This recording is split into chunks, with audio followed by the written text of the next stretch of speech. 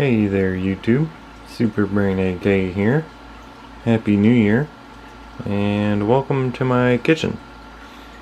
I've got the big giant boost converter, one of the 1500 watt units that I've modified. I'll show you that in a minute. Set up on the server power supplies, and dumping into my dummy load.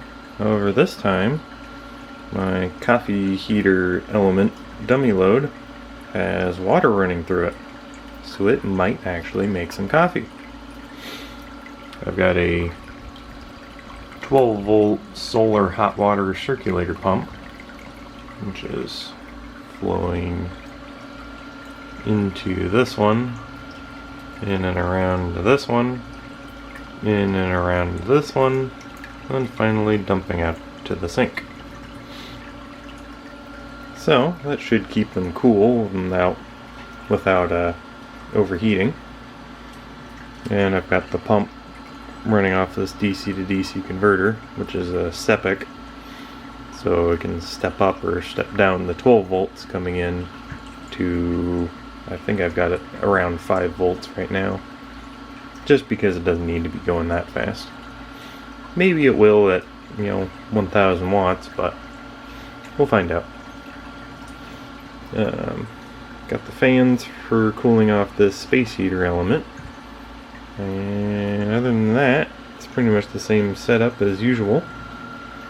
I've got the one single phase 1500 watt boost converter, which I have upgraded to an IRF P260 MOSFET and a TC4420 MOSFET driver, and that MOSFET driver is running off of a SEPIC converter off the input. So if it's 12 volts or 24 volts, it'll still be getting its 13 volts that is needed for the base of the MOSFET.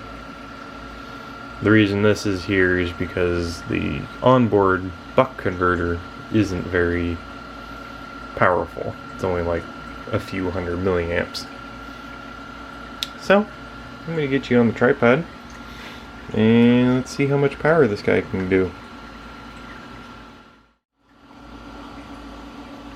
Alrighty. So let's turn on the server power supplies by resetting the GFCI.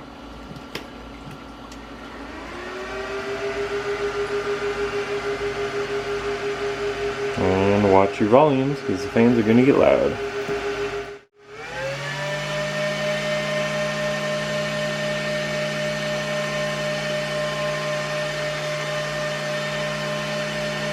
So, that's just the main, that's just one of the coffee heater elements turned on. We have the switches set to 16 ohms. And well, gauge everything. So total resistance is 3.4 ohms. We're drawing 160 watts. And let's increase the power.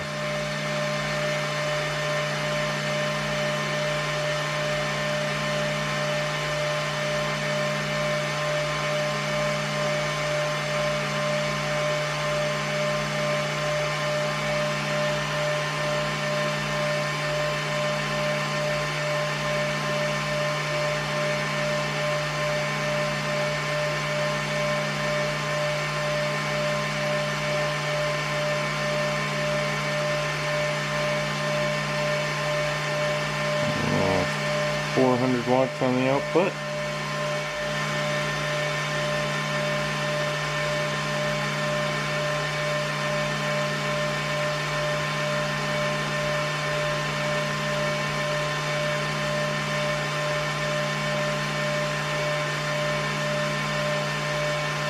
There's 500 watts on the output.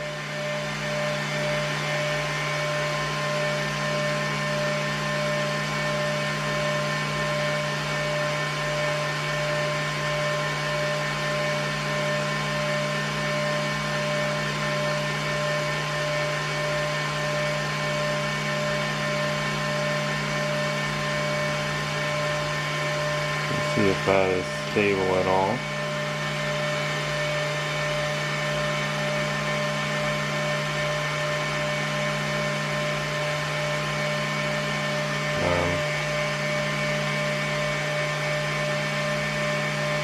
Why is my temperature going wild?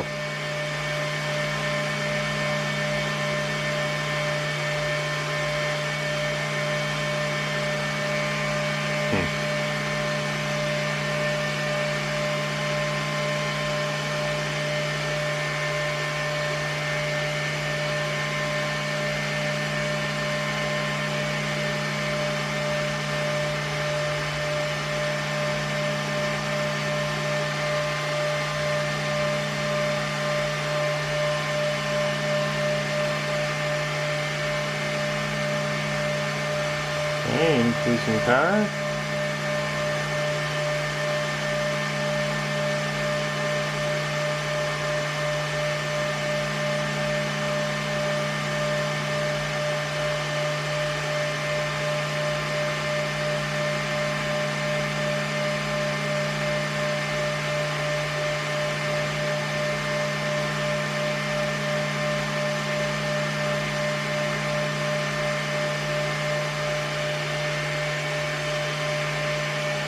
Oh, 600 watts, so we're only losing 72 watts at the heat.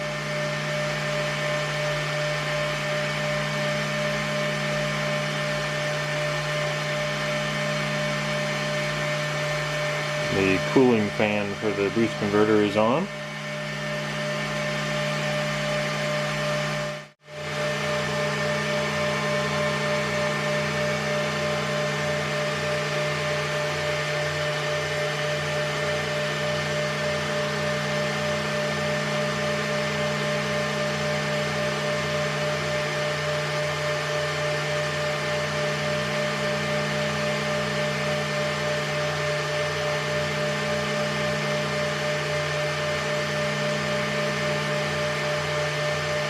Nope.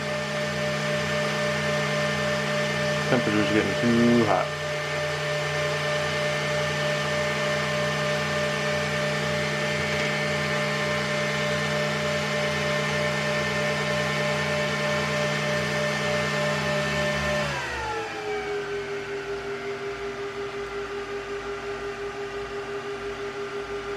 So yeah, the temperature of the boost converter is getting pretty warm there.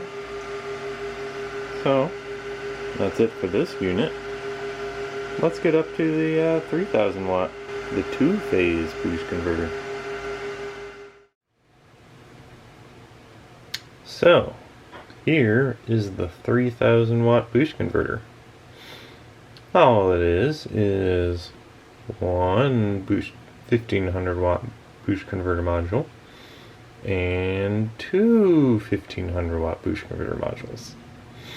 Yes, this is one that I had accidentally blown up the driver circuitry of, and I had originally had it connected directly to the MOSFET driver of that, but there were some issues with that. So I decided to completely rework the whole thing, mount the MOSFETs externally, and use some very fancy MOSFET drivers. You can check out the previous parts of the playlist to see the other renditions of this. But let me work out what's going on here. We got the input connector here, an XT90, going directly to the board, no longer the screw terminals. And then, so the negative goes directly to here, and then the positive goes directly over here. And this is to kind of keep the lengths mostly matched. We've got input fuses for each side, and then here I've got a small fuse going to this isolated DC to DC converter. So this does limit my input voltage to only 36 volts. That gives a isolated 12 volts for the MOSFET drivers. Now this is the original control circuitry, which is unmodified. The gate drive goes onto here, as well as the 12 or 13 volts from the onboard buck converter.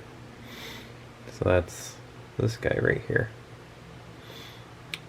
And then the drain of the MOSFET comes over on this 10 gauge silicone wire onto the relocated MOSFET, and the source comes back to the ground of the boost converter. So power comes in through fuses, onto capacitors, through the inductor, onto the drain of the MOSFET driver, and then the negative comes back. The drain of the MOSFET also goes over to the original diodes, which have been reallocated, and then the output of those is connected on these two 14 gauge wires over to the DC out. Now let me show you the heatsink that it's on. Yes, there's a little bit of depth to this picture. So it's got 3 heat pipes there, and a decent amount of fins, and then a fan on the other side. So that should keep it nice and cool. And it's got a copper plate up here. So now the MOSFET drivers, they get the signal here and voltage here, and then they were surface mount, so I put them on little breakout boards.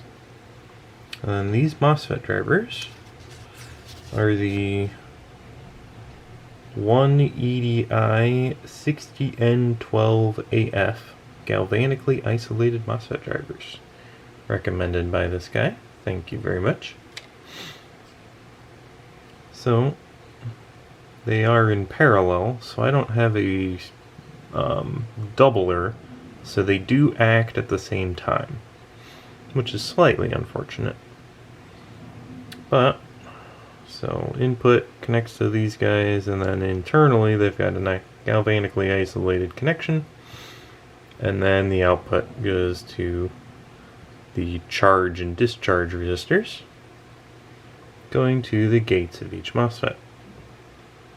And then this is just some extra filtering capacitors, and then this is the common ground, which is a 14 gauge solid core or 12 gauge, not sure, bridge between the two sources.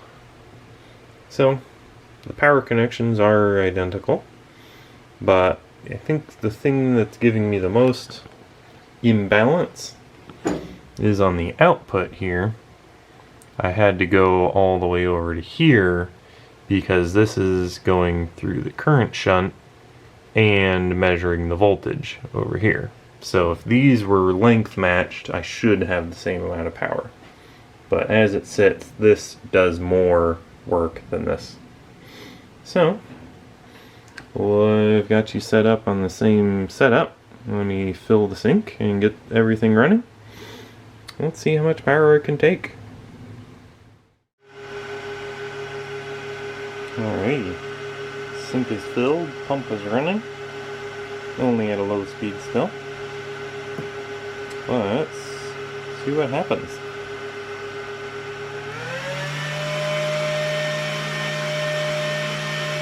Oh, we got a high voltage right now.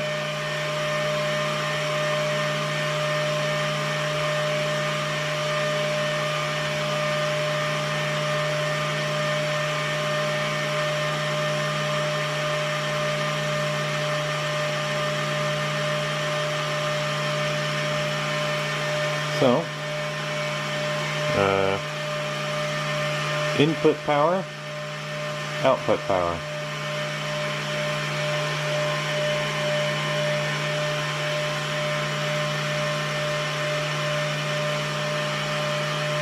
Drop the load.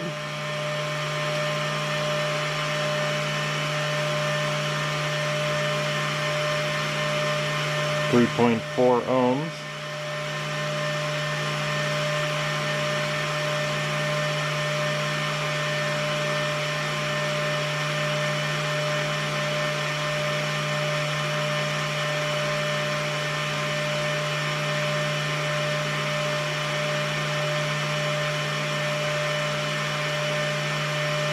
.300 watts, 314 in.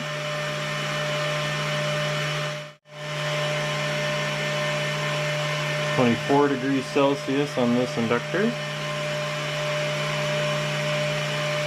24.8 on this inductor.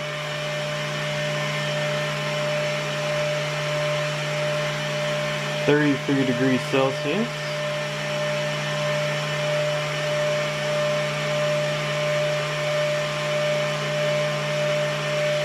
30°C on that MOSFET.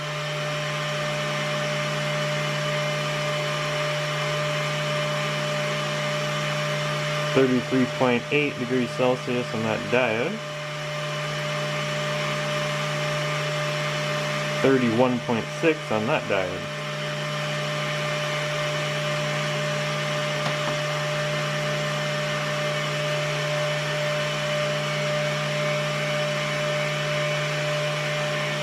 Now I am going to turn the fan on for the heatsink here.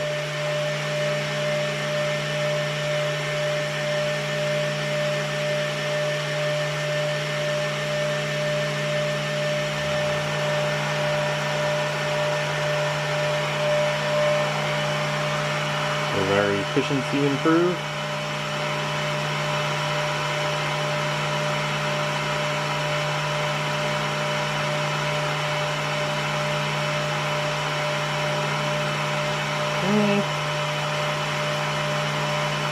Probably within margin of error.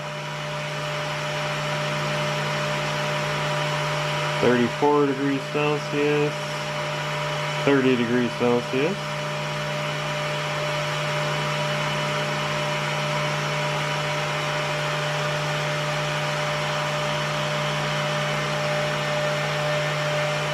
Water's still cold, that's good.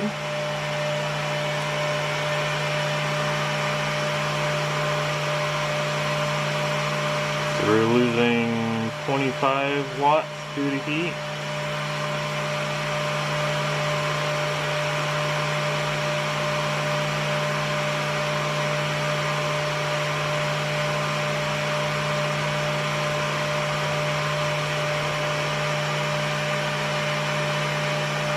.30 watts due to heat.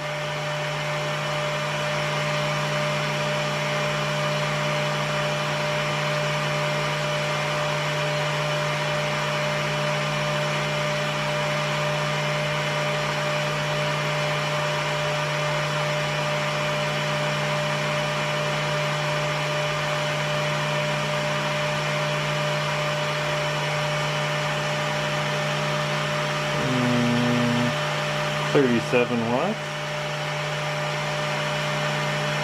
Well, it's more power than the single one can handle. 37 Celsius. 29 Celsius.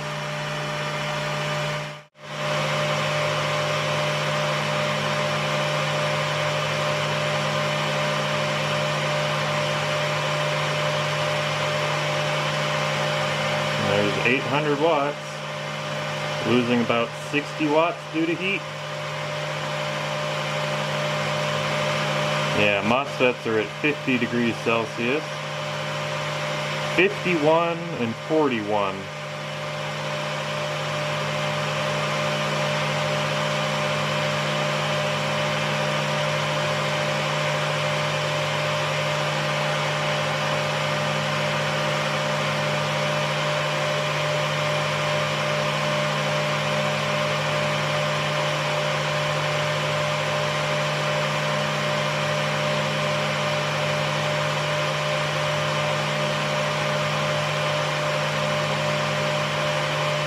That's 900 watts. 90 watts due to heat. That's 90% efficient, I think. 60 degrees and 49.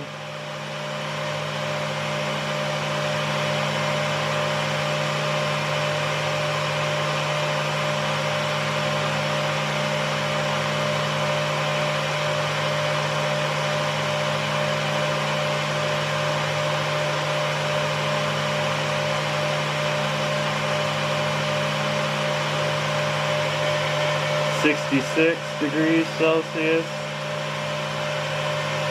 67. So that is probably more power than, we're losing more power than the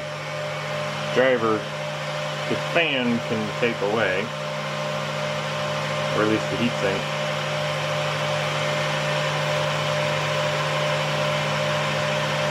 (68°C).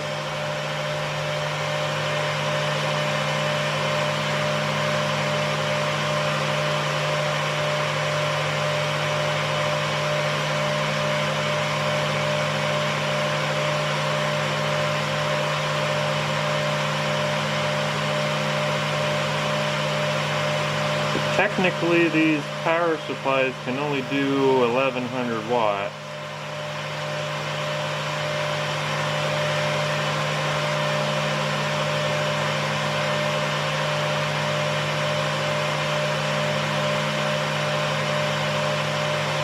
Oh, we're out of voltage. I can't increase the voltage anymore. Woohoo!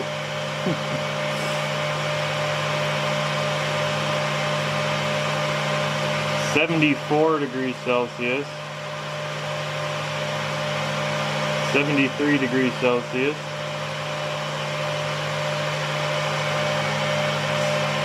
74°C, and 62°C.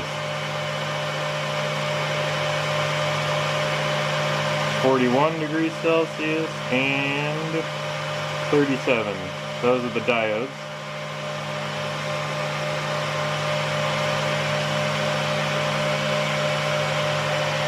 And the output temperature of the water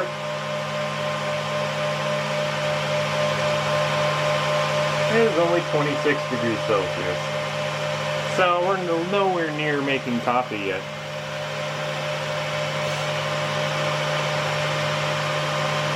So yeah, we are out of voltage adjustment on the potentiometer.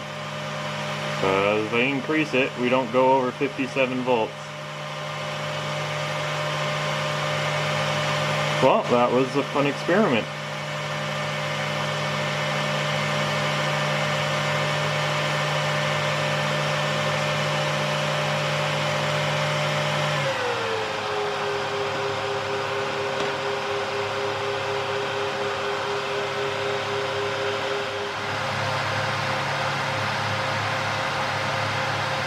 Yep, we were pretty close to that limit.